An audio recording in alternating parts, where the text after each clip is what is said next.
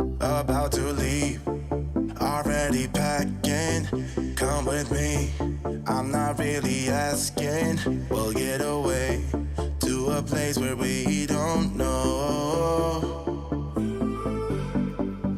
About to see the world in action, what we can be, life with no distractions. We'll get away, this is what we waited for. Take my hand, we'll make it somehow. We can't miss out. I'm done living life with the lights out. Die with my own doubts. Be free with me. Let's go. Let's be free with me. Be free.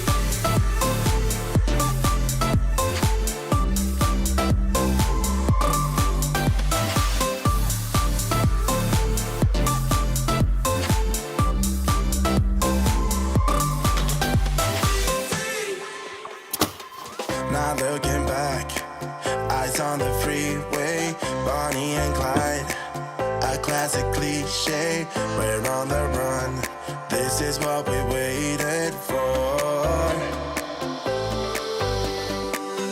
Take my hand, we'll make it somehow. We can't miss out. I'm done living life with the lights out. Die with my own doubts. Be free.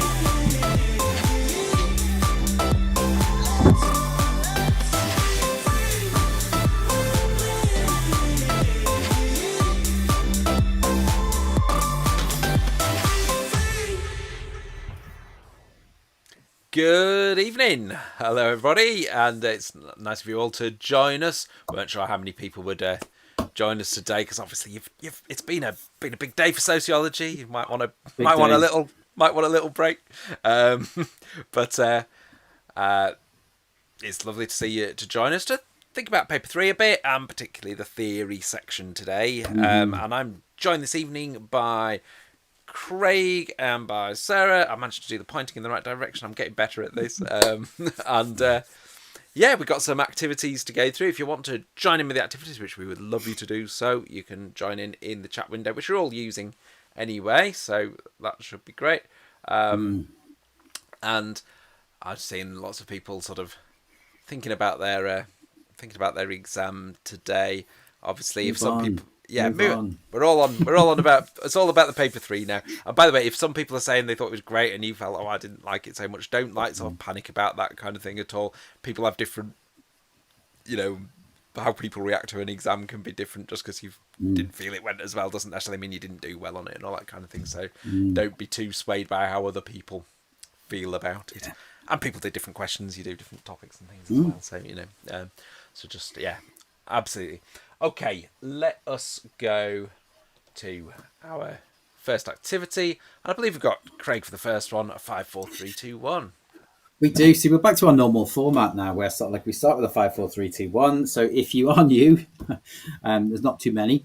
If you are new to watching the live streams, this activity, what we do is this is a kind of what we may call this blurting activity. Blurting seems to be a very big thing in education at the moment. We're going to ask you to identify 5 of something, 4 of something, 3 of something, 2 of something, 1 of something. A few people asking about future live streams. Yes, we are doing more. They are still coming. We're just, as you can see, we're doing one today after the day of an exam. So we are still going to be here. Yeah. Right with you through till paper 3. But anyway, today we're looking at theory and methods. So we're going to look at 5 or something, 4 or something, 3 or something, 2 or something, 1 or something. Duncan, can we see our categories, please? Okay, so 5 debates that are covered on the specification under theory and methods. It might be a difficult one. 4 examples of positivist methodology. Yes, 4 examples of positivist methodology. So research methods, basically. 3 functionist sociologists, 2 neo-Marxists, and 1 social action theorist. So we're just going to throw out some names here. Off we go. Okay, if you're throwing out names, it's probably a good idea to, as Caitlin's done, put which one you're answering for as well. That'll help. Okay. Yeah, that's a good idea. Don't just throw out any names. Throw out names of sociologists and link them to perspective. 2. Some good ones coming through as well. Journey, I'm assuming that's for social action theorist Weber. Parsons and Durkheim from Caitlin. Yes, Parsons and Durkheim, they're everywhere, aren't they? Can you escape Parsons and Durkheim? I think Jenny put a Hall for neo-Marxists and a couple of other. Okay, Caitlin's gone with Beck's labelling theory. Do you mean Beck or Becker? Yeah. Because it's kind of a little bit mixed. There is a Beck and there is a Becker, but you've kind of mixed the 2. Hall and Althus are from Alex. Parsons Durkheim Murdoch from Sasha. Hall.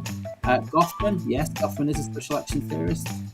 Neo-Marxist as a whole. This is my user 133. Oh, you were here yesterday. Good to see you back. Caitlin, quantitative, numerical, and statistical. Okay, thinking about methods though, because they're really useful to kind of use if you've got a question on positivist versus interpretivist. Alex, structured interviews, lab experiments, official statistics, closed questionnaires. Excellent. It's okay, Caitlin. Don't worry. No need to be sorry. Questionnaires. It has been a long day. Social actionist Garfinkel, the dramaturgical model. Excellent. Radioactive plays. 5 social action theory. Social action versus structuralism. Excellent. Consensus versus conflict. Science versus not science. Value free versus not value free. Should be involved in policy versus shouldn't be. Excellent. Pollock as a functionist for Anish. Alex, consensus or conflict, macro or micro sociology. I think this is my user is just confirming they were here yesterday. Yeah. There's less people here today, so it's not like I have to make up more chat. 5, 4, 3. Okay, 2, neo-Marxists, Althusser and 1. Gramsci, excellent. Sasha has gone with Weber for social action theorist. Alex has come up with consensus of conflict, macro and micro sociology. Radioactive plays a lab. I'm assuming that means lab experiments for number 4. Yeah. Okay, excellent. I wonder if there's some more coming through. Actually, it's coming through quicker on YouTube than on ours. Weber from May. So let's look at our answers. Excellent. Yeah, there are a number of key debates that could crop up on paper 3 as that 20 marker or as a 10 marker. Now, you may have revised some of these for paper 1 because, of course, they could have appeared on paper 1 as well. But we're going to look at some of these in a little bit more depth in this session. Sociology is a science, an old favourite, which was a 20 marker last year. Sociology and social policy. That can be asked a number of different ways, and we're going to look at a few things about sociology and social policy. Can sociology inform social policy? Should it inform social policy? Why doesn't it inform social policy? Structural versus social action, one of those kind of big kind of theoretical debates. Consensus versus conflict, another one of those where we kind of clash our theories together. And value freedom, which is, I would sort of like say, is probably everybody's least favourite topic. But it does link with some of the others, doesn't it? You know, links with things like sociology, science, and positivism versus interpretivism, and all that kind of thing. Selection and choice of methods. It has that kind of underpinning thing as well. But yeah, I think it's one that people are a little bit worried about. Jenny is adamant that sociology is not a science. I think she's trying to start the debate in the chat window. So have we got any positivists in there to argue the other side? Anyway, well, if you go to your school and ask the science teachers whether sociology is a science, they will unilaterally sort of like kind of say, no, it is not a science, and us sociology teachers get picked on by the scientists because they don't think that we're as good as them. But that's hierarchies and stuff. Anyway, yes, number 4. Oh, Caitlin's had a nap. Oh, that's good. Official statistics experiments. It could be lab or field experiments. Field experiments, because they produce quantitative data, can be preferred by positivists. I know in some textbooks they like to split them into lab and field as being positivist, interpretivist, but you can use field experiments as well as a positivist. Yeah. Structured interviews as well, and closed questionnaires. Now, a good thing. Obviously, we've seen with things like methods in context, when you've done all of that type of stuff, that in contemporary society, many of these questionnaires actually contain both open and closed questions, which sometimes is a nice evaluation point. Radioactive Plays asking, what about covert observation? That would normally be more for interpretivists, because it's hard to get. Yeah. Some observations you can use for positivists. You can do like a structured observation, but covert would tend to normally be more of a sort of ethnographic type study, so more for interpretists. Yeah. It's hard to take notes of the covert, isn't it? So if you want to do something quantitative, it's quite tricky. Yeah. I mean, if it's a covert, non-participant structured interview, it could potentially be there. But I think, as some was saying, it is more likely to be interpretivist methods, isn't it? Okay, our 3 functionalist sociologists now. Some people mentioned other ones, but Durkheim, Parsons, and Merton. If you go back and look at our functionalism theory and methods one, we talk about the big 3. The kind of big 3 who make contributions to functionalism, and we talked about Durkheim, Parsons, and Merton. I mean, if you've done, say, for example, something like stratification, you may think Davis and Moore have made more of a contribution because they talk about kind of the role of role allocation and social stratification as well. But these are kind of the big 3 that you might mention in an essay if you were to be as fortunate to get a nice essay like evaluate the contribution of functionalism to our understanding of contemporary society. That would be a really nice essay, and you can talk about Durkheim, Parsons, and Merton. And AQA wouldn't be that kind, would they? I hope they are. Yeah, I hope they are. You never know. I genuinely hope they are. It's one. Our neo-Marxists, well, I've just gone with the classics, Gramsci and Althusser. Some people talked about Stuart Hall as well. Some people may mention Paul Willis. Lots of neo-Marxists across the course. And a couple of years ago, there was a question on Marxist contributions, and you can bring in, sort of like when you talk about Marxist contributions, you don't have to just stick with Marx. You can talk about your neo-Marxists as well, your Gramsci's, your Althussers, and all of those others. And use examples of the research. Maduro, yes, exactly. Particularly thinking about today's potential question. If you did beliefs, If you did beliefs and Marxism, And you went with Goffman for number social 1. action theories? I've got with Goffman. Lots of other ideas there. I like Irving Goffman. I like his ideas. I think I'd sort of like say that it's great. Is Gilroy and Taylor neo-Marxist? Depends which Taylor, but Gilroy and Taylor would probably be seen as critical theorists in that neo-Marxist tradition. Yeah. Goffman, you could have gone with Becker. You could have gone with Weber, like a lot of people did. Some people mentioned Garfinkel. Some people mentioned lots of other different theories. Yeah. I'm going to leave social action theorists I'm going to leave that for Sarah, who I think has got something on social action theory. Not right now, but later. A little bit later on, we'll do the whole activity on social action theory, because it is a tricky one, isn't it? But first of all, we are going to look at value freedom. So that's another debate that I always get a lot of questions about. Students feel a bit daunted by it, but you do have lots and lots of information and lots of knowledge. It's just knowing what to pick. So here we've got a list of 8 things that you may choose to discuss or bring in an essay about value freedom. And what you've got to do here is you've got to categorize them. So which ones fit in sociology is or should be value free, and which ones would you use in sociology is not or should not be value free. So you've got 60 seconds. And if you just pop in the chat the numbers of the one that you want on, you could do A for sociology is value free and B for sociology is not value free, and then put the numbers where you think it goes. So let's have the timer, please, Duncan. And some dramatic music.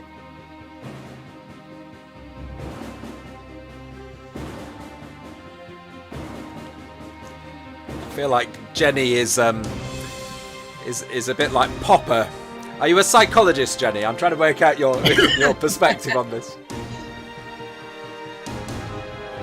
It's not value free, but it should be. Can it be? Can it really be value free? Got lots of 1357s coming in. Oh, but we've got a 13567. Quite a mix, actually. It's interesting. 10 seconds left. That explains a lot. I suppose. Jenny, I don't think psychology is a science either, just to get you riled in the chat window. But anyway, There's that argument for both, but then neither of them are a unified paradigm. So they get told they're not allowed to be a science, don't they? yeah. Because they're both got competing paradigms. So how did we do? Caitlin said, I need to revise this. Good. That's why you're here. Well done for showing up and getting stuck in. So we've got lots and lots of good answers. Shall we reveal so we can see which one goes in each category? So you can see there were 5 on one side, 3 on the other. So anything to do with kind of positivism, objectivity, that idea that Durkheim really supported, that sociology should be value-free and it should be carried out in a very scientific, objective way, and therefore it would be highly empirical. So obviously we've got Durkheim's name in there because he really, felt quite strongly about those ideas. But actually, so did people like Weber. They just had the kind of Verstehen side of it as well. And hypothesis testing is a nice bit of terminology in there if you think about how you would carry out sociology if you were doing it from a scientific perspective. Caitlin and Alyssa have asked about Goldner and Guns for Hire. Do you want to So if you haven't heard of this before, and I thought that when I was putting it in the activity, it's a nice one. When you're evaluating that sometimes sociological research is funded by certain groups, and that might bias the outcome of the research, or it might bias the way the research is done. Goldner calls that Guns for Hire. So essentially, it's what we use when we're saying that sometimes research is funded and it's therefore pushed in a certain direction. So how can it truly be objective, even if it is presented and published in the in a style that seems very objective? Behind that, there may be some influencing forces. So I think it's a really nice one. It's a point you're probably familiar with, but it's a nice bit of application that you can add to it. And we've got feminism and interpretivism there as well, because of course, if you are talking about groups who don't believe that sociology should even attempt to be value free, and you could talk about the idea of sociology being the voice of the underdog as well. That's another one. It's Becker, wasn't it? Yeah, Becker saying, sociology should be the voice of the underdog and therefore it should not be value-free because it is there to have a kind of protesting voice. So there's probably a lot of views. I've seen already a bit in the chat, about how you feel on that, but you've got to be able to argue all of the different arguments that come up. And if you're very sophisticated, the postmodern argument, that science actually is, can't be value-free because it's just another meta-narrative. You could throw that in as well. Right. And questioning the whole concept of value freedom. Yes. Indeed, yeah. Those postmodernists. Nothing is value free according to postmodernists. Yeah. Okay. Excellent. Thank you, Sarah. That was really good. I saw you got a lot of love in the chat window there. Yeah. Lots of people loving Sarah. And, thanks, guys. Excellent. Okay, so now we're going to look at this kind of debate of sociology and social policy, right? And whilst there's lots of different points that you can see across sociology and social policy, one of the really useful ways to actually illustrate is by picking out different policies that would be supported by different sociological perspectives. So if you were to get a question on, say, for example, evaluate sociological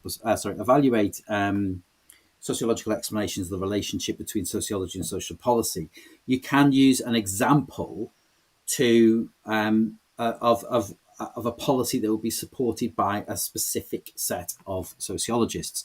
So we've put 6 kind of groups that you would cover over here, and I want you to think of a social policy that may link to this specific group. Okay, so we're looking at social democratic approaches, Marxist, functionalist, new right, radical feminists, and liberal feminists. And let's spin it and see.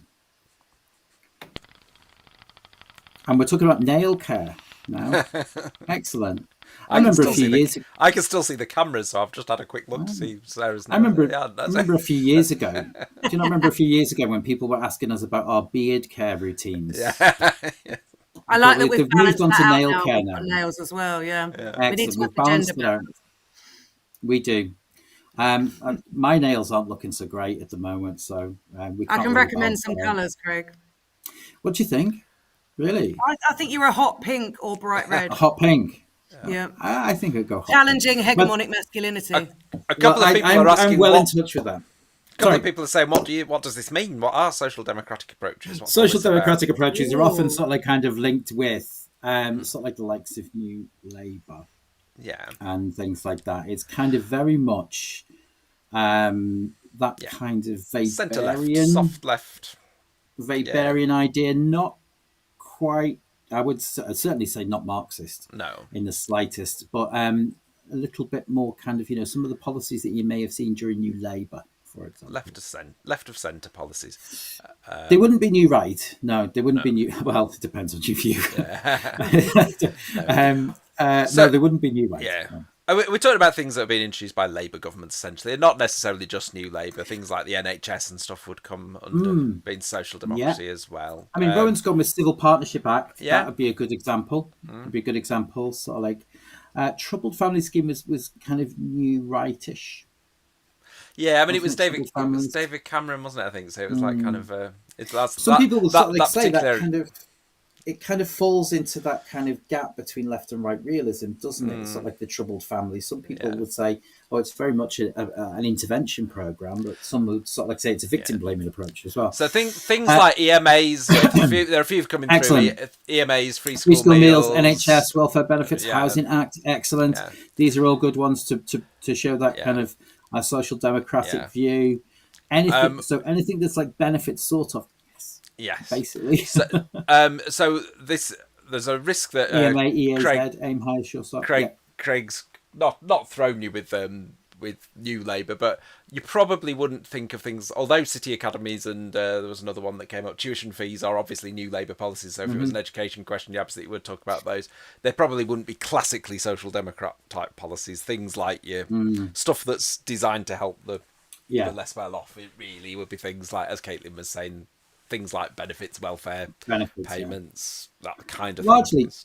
Largely your social democratic approaches, they will take a view in terms of sociology. Sociology should be helping to kind of level the playing field in society. So sociological research should be used so that we can then tackle social problems. And so you would look at things like, for example, Sure Start that people have mentioned, sociological research that went into Sure Start and how it was then put into place is a really good example of showing how sort of like how sociology can inform policy, whether it's directly or indirectly. And that's what we've gone with. There's lots of people coming up with things. Universal credit is kind of thing, but working tax credits, for example, child tax credits, things that help level out the playing field, that look at things like deprivation. Often you see social democratic approaches linked with the likes of Townsend and talking about relative deprivation and things like that. And so it's looking at leveling the playing field. Yeah. Bit of a difficult one. I was going to say, because we don't talk about it a lot, because we tend, when we talk about sort of left type approaches, we tend to think more about Marxism and neo-Marxism, don't we? But when we think about policy, Marxists think there should be a revolution. So when we think about policy, what can governments do to kind of alleviate some of these issues, short of like having a revolution and stuff? Things like, as Jennifer said, minimum wage. Really good example. National minimum wage, good example. Yeah. Excellent example. You can even, I mean, it comes from both sides now, sort of, because there's arguments for both sides for things like universal basic income. Those arguments are coming from both sides of the political spectrum. But that might be something you've not covered, so I'll leave that one. Let's hope it doesn't spin to Marxism now that Duncan's given that one away. Let's hope. Let's see. Fingers crossed. Where could it possibly land? Let's have a go. Here we go. Oh, Rowan's talked about universal basic income. Yeah. All right, where are we? Where's it going? It's going to another one. Liberal feminism. Okay, can we think of any policies that liberal feminists would think are just top notch? I don't know why I've said top notch there. I was going to say, this is a bit like when we were saying about the difference between social democratic approaches and Marxist approaches, you could sort of say this is kind of similar when we think about the difference between liberal feminists and radical feminists, isn't it? Like, radical feminists, policy isn't enough, legal policies aren't enough, but liberal feminists do see policies as being important. And we've got loads coming through. Yeah, lots of fantastic answers coming through. So, like Sexual Discrimination Act, Paternity Leave, Shared Parental Leave, Equal Pay Act, Equality Act, Just and Wise. Oh, I think something's with Jais, but Just and Wise has obviously got kind of mixed up there. That's fine. Divorce Reform Act as well. Yes, that's another one that's commonly coming through. Basically, liberal feminists are sort of going to take a view that we need to use policy in order to create gender equality. Whereas some other feminist group would look at other means to achieve that gender equality. So access to contraception, equal jobs for women, gender, lots of these are really good ways. We need to use policy to create gender equality. So they would be very much in favour of the use of sociology and sociological research in creating social policy. Caitlin's put the March of Progress view. So Excellent. Yeah. Through this policy, you could have this progress. Absolutely. Yeah. Excellent. And let's see our answers. Our answers are pretty much the same as what you've got. So you can use these as examples. So, sometimes people sort of like go, oh, what theorists do I use for an essay? And people get kind of like caught up in sort of like, I must name a sociologist. You can name policies in this social policy and sociology question that have been influenced. I saw somebody put up before, can you talk about the Black Report? The Black Report is a really good example, and I think we can link that into kind of more social. Oh, hang on. No, the Black Report is an example of when sociology has been rejected. Yeah. We've got. So I was going with something else then. I was thinking about the Swan Report. Sorry. Yeah, Radioactive Plays said, "What is the It looked into basically the social determinants of health and sort of like how housing, how employment, education would impact on health outcomes. And there's been a number of different kind of reviews that have been done in a similar vein to the Black Report, the Aitchison Report, the Marmot Review, that have looked at things that we need to do to tackle poverty and poor health.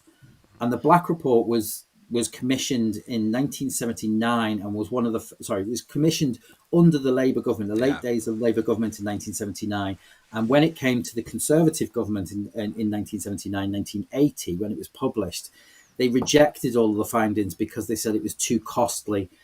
There was like kind of an ideological switch to kind of neoliberalism and a small state, which meant we're not going to pay for all of these recommendations that happen. We need to change something. What Craig's just said then helps us with the answer to Alice's question. Do you need to include the year for ACT? You don't, although if you know it, include it. All knowledge is good. But you don't need to remember loads of dates and things. But what is quite useful is to have an idea of when it was and who was in government. Sometimes, depending on what the point you're making, that could be a useful thing to know. So just as Craig was explaining there, if you're, that helps with our understanding of what the purpose behind the policy was and things. Was it during a Labour government? Was it a Conservative government? That sort of thing. The report, there's a couple. Caitlin sort of like said, is about racism in the police. It's not. You might be thinking about the Macpherson report or the Scarman report or the Lammy review. There are a number. There's lots that have been done into that. Jennifer's just put in there. Are you thinking of the Macpherson report? Yes, there's lots that have been done and looked at institutional racism in the criminal justice service. Yeah, in there as well. A good current one for sociologists looking at policy is Becky Francis doing the curriculum review right now as we speak for education. So now that is a sociologist having an input. We don't know whether her input will be taken on or not, but it's because it hasn't happened yet. But yeah, good stuff. Okay, brilliant. We're going to do some MCQs now from Sarah. Right. Go on, Craig. Were you going to say something? I was just going to say, somebody said, can I just talk about Oakley and not those reports? Yes, you can talk about Oakley, but what does Oakley say about social policy? That's where you would need to kind of develop that a little bit further. Yeah, and you can. So people were saying Oakley, Bott, Somerville, Sharp in the things. So as Craig was saying, you can use the policies as evidence, but you can use sociological research as evidence as well. But you want to be make sure it's applied to the question. Yeah. Yeah, absolutely. Don't forget, Oakley has been quite radical throughout her career. So she's not necessarily liberal. She has argued against the March of Progress in the family. So probably, people like Somerville, Sue Sharp, probably quite good examples of liberal feminism. But if you want to look at people who've been a bit more critical, then Anne Oakley she'd fall in there. Right, from feminism to social action theory. Apparently, so this she was is a baddie. another. I don't know what that means. She was a baddie. She was a baddie. Who She was a Oakley? I don't know what that means. She was a baddie, though. Yeah, that's a good thing. And a right? queen. She's a baddie and a queen. Excellent. Oh, right. Yeah, Sure, there we Anne go. Oakley, if she's Oakley's watching, queen is loving this. fantastic, isn't she? Oh, is baddie a good So- thing? Okay. We are going Yeah, to I have a think look so. at or are we going to talk about Anne Oakley for a bit longer, or shall we No, do no. social? Let's do the MCQs. I think loads of people answered it ages ago. You may spot the deliberate mistake. I just said social action theory, but actually, we are talking about social action theories. So it's not one theory; it is an umbrella term for many theories that you know about as students who have, studied these topics widely, but you need to know what you bring in under social action theories. So hopefully this kind of 5-question multiple choice will remind you of some of those key aspects of those social action theories that you could bring in if you had a question that asked you to discuss social action theories. Or if you had the debate question on structural theories versus social action theories. Everyone answered this one about 5 minutes. Everyone's answered this hours ago while we were talking about Anne Oakley. Can I just... So which theory, what were the answers? I need to scroll back now and see how Everyone said B, shall we see? Excellent. Lots Well of B's. done. Even a B with an exclamation mark. Very appreciated, radioactive. I'm just going to point out... Yes. So can I just point out to Mailey, we this idea, I understand that sort of like let her cook means let Sarah go, let Sarah do a thing. But we can't sort of like say to Sarah, go on, cook, because it'd be really bad for us. It would sound like you were... It would sound a different way. I understand that it's totally language difference and that I'm an old person and I don't understand contemporary language. It would sound like you were chaining me But to the yeah, I can't say that. But we will let Sarah go. We did establish that, what was it in the last question? Symbolic interactionism, was it? Go back for me, Duncan, will you? Yes, interaction and shared meaning. So symbolic interactionism, that is something you can talk about under social action theories. So that's one to have on your checklist when you're revising. But we also need to be able to criticise social action theory, particularly if we're pitting it against structural ideas. So I can see an absolute stream of A's. You guys are on fire today. Well done. So it ignores structure. So you've got your structuralists saying, no, it's all about structure. And then you've got your social action theorists who don't really focus so much on structure. Therefore, they get criticised for maybe overemphasizing the amount of agency as well that people can have. And if you were a structuralist, you'd see people a lot more like kind of passive puppets and a lot more controlled by the structures of society. So well done. Let's see the next question. What is meant by Verstehen?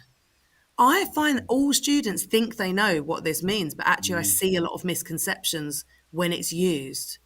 So what do we think? And yes, user 133, what is the medium between structure and social action theory? Well done. It's great evaluation. It's dual structuration theory, and it is Giddens, yes.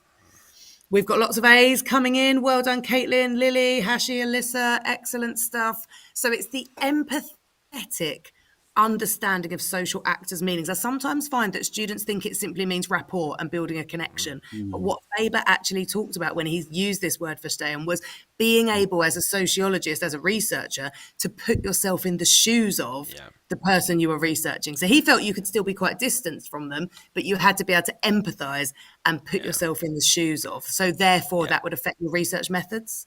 Yeah, and as Caitlin says, it is German. If any of you are German linguists, it just means to understand. But in sociological context, we use it to mean this particular empathetic type of understanding. Yeah, it's become a concept in itself, hasn't it? Ja. Well done. Nicht. Sorry. Bless you, Duncan. So what does Goffman use? And this is a lovely term that comes up in education. We can use it. It comes up in research methods. We can use it quite broadly. So what does Goffman use to describe how people control how others perceive them? What have we got? I can see some A's coming through. Well done. Checking whether they were from the last question, but we've got some new ones coming through. Yes. Lots of people have said impression management, and that is really nice because you can link that in with those kind of dramaturgical theory ideas that Goffman gives us, and you can talk. I mean, it links with some very contemporary things like social media, thinking about how that impression management has become even more, at the forefront of what we do. But of course, you can use it in if you're thinking about methods and in terms of validity as well. Yeah. Have you invented face work? Have you invented face work, or is that a... Yeah, that's a completely fabricated red herring. Sounds a bit like edge work, doesn't it? It does, doesn't it? I was thinking someone ought to develop the theory of face work. I'm glad you said that, because there might be some students thinking, oh no, I haven't revised face work, which is not a thing, so don't worry. Labelling, however, is a real thing, yes, and can also fall under social action theories as well. Right, what have we got as our final social action theories question? I was just going to say, Caitlin's come up with some really nice key terms that you kind of need to know, as has the user for Goffman. Goffman's a mine of really nice key terms, I think. And I like you've got the looking glass self in there, because I think that was Cooley, but those ideas really overlap, don't they? So really nice. Yeah, well done, Caitlin. Good stuff.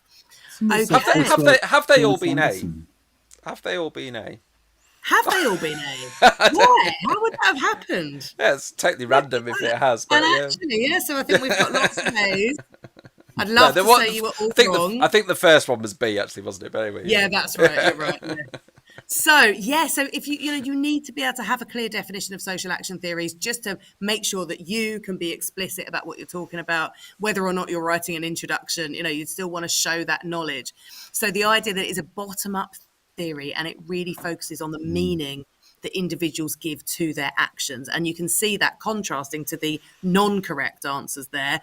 It's not a top-down theory, because that would be structuralism, and it's not a macro-level theory focused on economic structures, because that would essentially be Marxism, which is a structural theory. Yeah. Excellent stuff. Right, what's up next? We've got 60-second challenge. Which is you again, Sarah. It is, yeah. So Caitlin's very happy with the fact that she's developed a self-fulfilling prophecy that she's going to pass now because of you. Yeah, and so I have, Caitlin, well labelled you as a very high expectations. It's going to come true. So that's the power of labelling. Now, if you're watching this on a phone, I apologise for the very small text. I've tried to get it a bit bigger, but it is mini. It is. We might have to move closer to your screen if you can. So we are having a look at feminisms. So again, it's a plural, because there's no such thing actually as feminism, because we've got all of these competing internal critiques, which is great because we can do some really good comparison and debate between our feminisms. So what we've got here is a load of key terms that you might want to use and some definitions. So we're going to start the timer, and you need to match up some of those letters and numbers, please. Go for it. Caitlin, I know you're going to do well at this one. There's quite a lot to read, isn't there? There is, actually. Yeah, sorry, Caitlin. It is hard to read. It's very small. Pick out the ones from the left-hand side that you think you find the hardest, and just do 2 or 3 of those. That'd be a good way to go. Pick the challenging ones, because there's a lot of text there.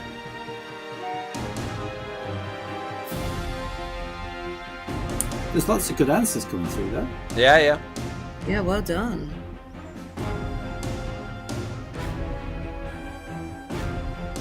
A few B10s coming through, that's good. G9s, excellent. H1. Lovely term.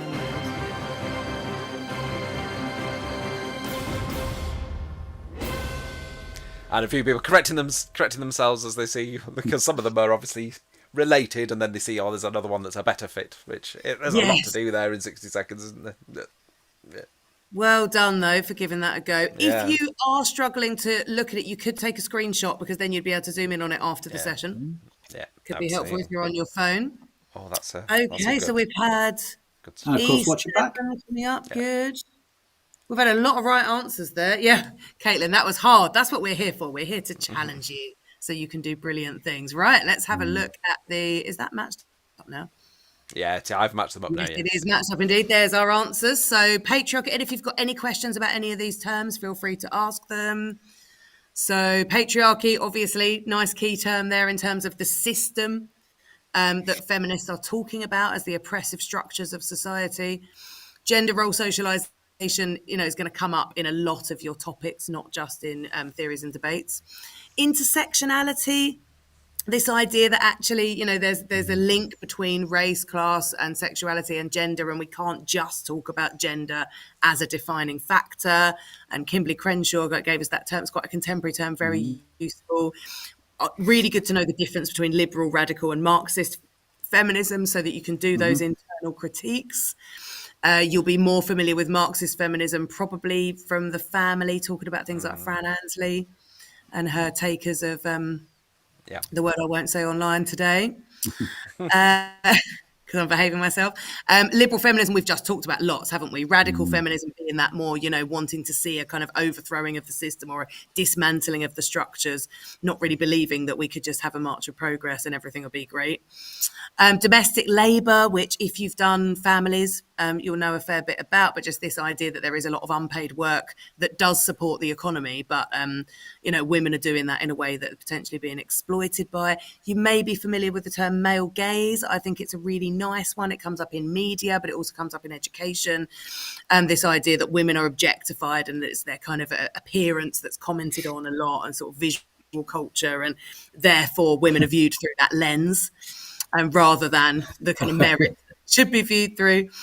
Feminist methodology, we've seen this come up a fair few times in recent years, haven't we? Why feminists use certain methods and why, it links in with interpretivist methodology as well. And then the reserve army of labour. The idea that women have been using this very flexible workforce but can easily be dropped when they're no longer required. So Mia says, how would you bring the male gaze into an essay? I think if you needed an example of women being treated differently in society, so you might be talking about it through education, it might be that you're talking about it through the media, it might be that you're talking about gender role socialization and how people are socialized to comment on. You see it even when you see big award ceremonies like the BAFTAs and things, all the comments are on what women are wearing, not what they said in their speech. Likewise, I think a good example for that is politicians. Yeah. Do you remember a few years ago when Theresa May's shoes and her ankles. Theresa May and Nicola Sturgeon and sort of like they would comment on what they wore, even though they were leaders of their respective countries. And that's a really good example of using it and sort of like why, we need to change the way in which that is perceived. I do like the way sort of people trying to diplomatically say takers of excrement, basically. But I like the way Caitlin sort of like had done it, but actually, I don't know, it just posted out of sync to us here. So don't put takers of sit. Okay. You can. I mean, if there was a feminism question, I would imagine the vast majority of students will remember that quote. Okay, so a bubble quiz to finish off. We're just going to do a little roundup of sort of like some of the key things that may come up. Sort of like that. Just the different topic areas on this theory and methods part. So a wide range of them. Which of the following view sociology as a science? Taylor, Comte, Durkheim, or Becker? Which of those? Oh, sorry, for a bubble quiz, just in case you've not done one of our bubble quizzes before, there can be more than one correct answer, or there can be 0 correct answers. So you just put down the letters of whichever ones you think are correct. Now, some people might be thinking of a different Taylor from you, I suspect. They might be. I'm talking about the realist Taylor. In this sense. Not the left realist. Not the left realist, the realist in terms of realism, as in terms of the way you study sociology, as opposed to left and right realism. Yeah.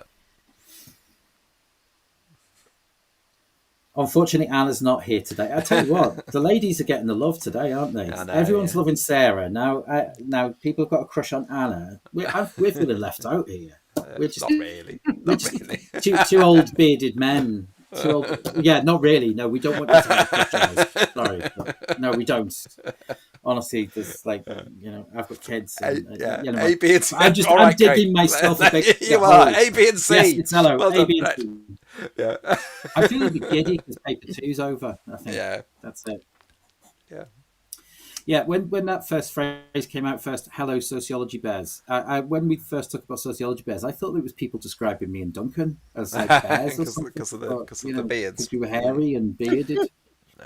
But apparently it's not. It's Anna's catchphrase. Okay.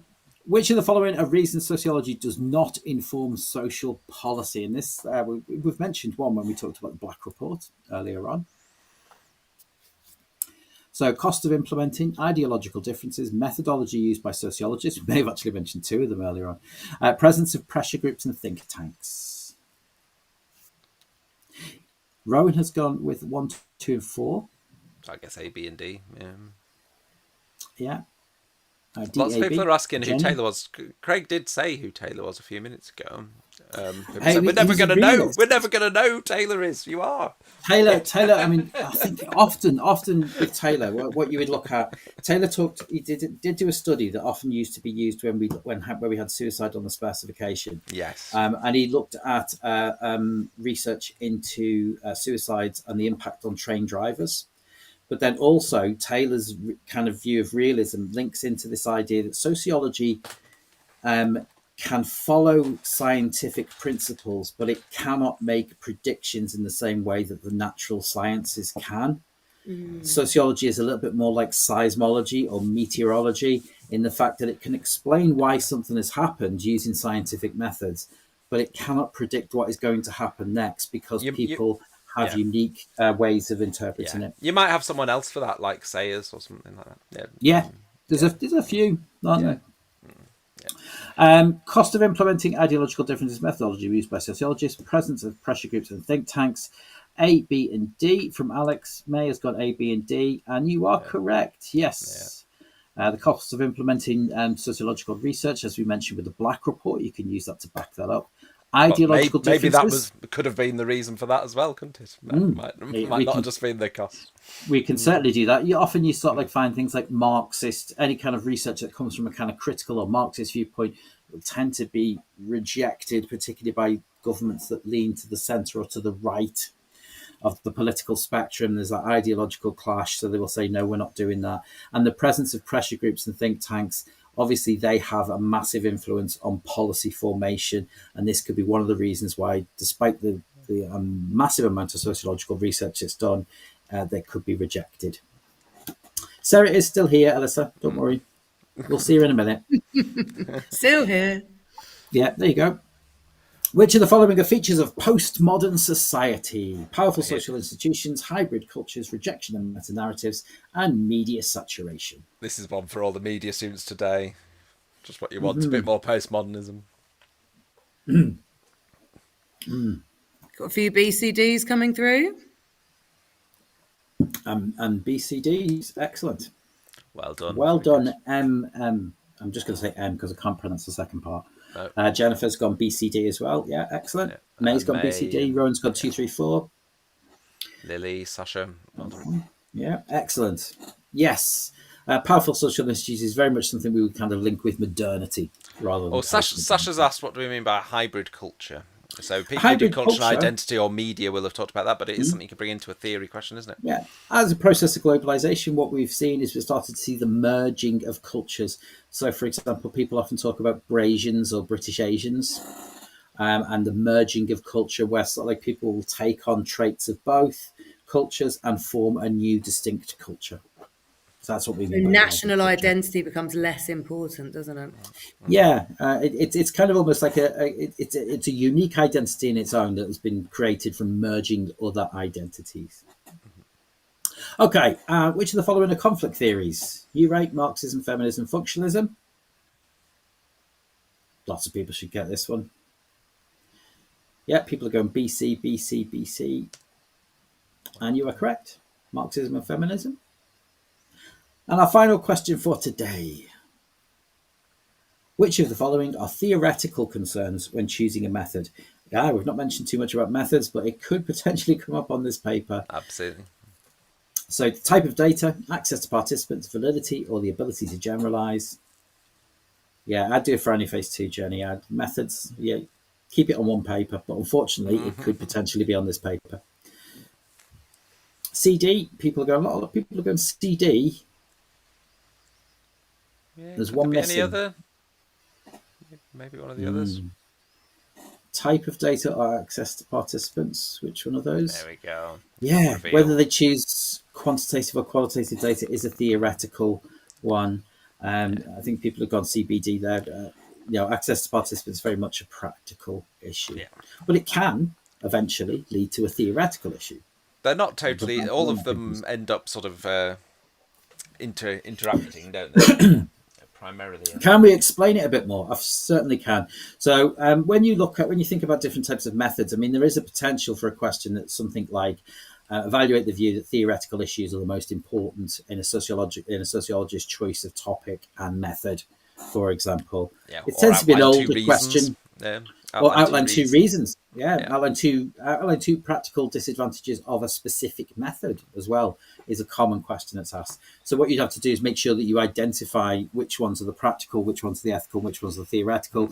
Quantitative or qualitative data, of course, is a theoretical decision because a researcher has to choose what type of data they're going to look for. I've forgotten completely what the reliability, validity. Validity was one of them, which we might link to the type of data as well. But absolutely. And what was the third ability one? to generalize, which someone did ask. Yes. Caitlin asked why ability to generalize. Representativeness. Yeah. Science. If you're a positivist and you're trying to suggest that your research should be quite scientific, then you're going to want it to also be representative, and absolutely. And can it be reliable if it's not representative as well? So these are things all link, don't they? That's right. Yeah. Fab. Well, there were lots and lots of really good responses and questions and helping each other nicely in the chat. And it's been a nice one today, hasn't it? It's been fun. Amazing that you students have done this after doing paper 2 today. I think that's a really brilliant commitment. Well done. Yes, we know Richard Brindley, Caitlin, and Jenny. We did forget to mention. Do a shout out. Forget to mention him yesterday because I remember seeing it. It said, "Can somebody shout out Mr. Brindley?" We forgot. And they called him Brindog. Oh, did they really? Oh, they called him Brindog. Yeah. So, Brindog, if you're watching, yes, Caitlin, your students doing a lovely job. He did come on the podcast, Caitlin. That's absolutely right. Yeah. Did he? And and Spherically Art's going to have some dessert now, which is a good idea. I might do as well. And on that note, we are going to dinner. Actually, that's true. I haven't had mine yet. Oh, wow. Just to show that we aren't sexist and tutor to you, as somebody else said. I was not pointing at Sarah. I'm just pointing. Yeah, are you wanting a trophy or an award for cooking dinner? Great. No, I'm not. I'm just going. It's clearly a symmetrical family because it's the rise of the superman. You cook dinner once in a while, and I went and bought all the ingredients for it as well, and picked my kids up. So I am a new man. Caitlin was asking what's the podcast. It's a podcast aimed at teachers, although some of the topics would be absolutely useful for students as well. It's called the Sociology Staff Room, which I share it with my students a lot. Actually, they find it really interesting. Yeah. So we had one. One of the most recent ones was education. Diane Ray, Miss Education, and so obviously education's been and gone now, but useful social policy. So potentially really good for your wider sociological thinking, I think, because they're quite broad, aren't they? Really good enrichment and get you thinking evaluatively. Yeah. Okay. Lovely. Sarah's been on it too. Sarah has been on it, and Craig's been on it. I've been on it. Yeah. I've been on it a long time ago. No one wants to listen to me. We've got Sarah fan club here today. Yeah, absolutely. Craig, you should do another podcast on the rise of the Superdad. If you miss Sarah over the summer, then please do feel free to watch back many of these videos where Sarah has appeared as well. Cheers, guys. Thank you all, and we will see you soon. We'll see you next time. Yeah, see you next time. Is it bit crime next? We're doing a bit of crime next. It is crime. I think it is next. Is it next Wednesday? I haven't got the dates in front of me, but I want to say it's Wednesday and Thursday next week. Yeah, I think so, because we've got a pre-exam on as well, haven't we? Yeah. Fab, guys. See you soon. Cheerio. Good luck with your revision.